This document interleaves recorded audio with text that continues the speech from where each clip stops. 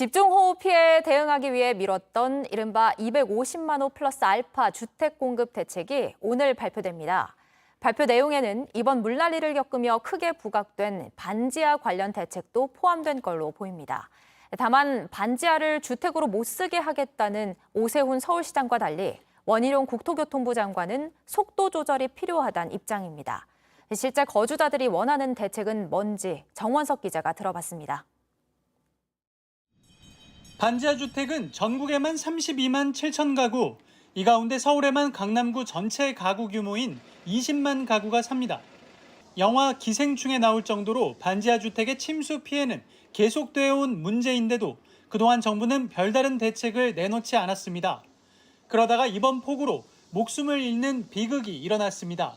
처음부터 못 오게 해야 할 거 아니요.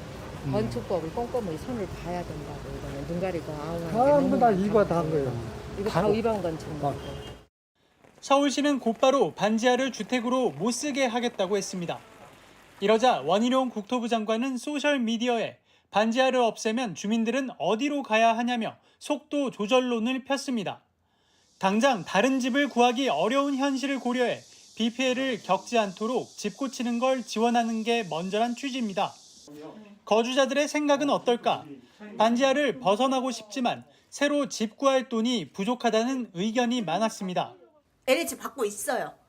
근데 이제 이럴 줄은 몰랐던 거죠. 이사 비용 같은 거나 이제 집 구하는데 좀 보태준다면, 요즘 집 구하기가 너무 비싸잖아요.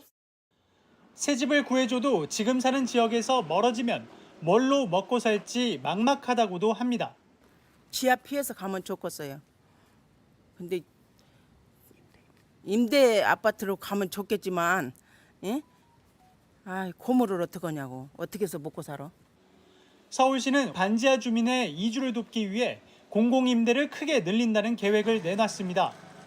국토교통부가 폭우 때문에 일주일 미뤘던 주택 공급 계획을 내놓는데 반지하 주택의 개보수 지원과 공공임대 확대 등이 담길 걸로 보입니다. 하지만 전문가들은 정부와 서울시가 경쟁적으로 대책을 내놓기에 앞서 함께 현장에 가서 거주자들의 목소리를 듣는 게 먼저라고 지적합니다. JTBC 정원석입니다.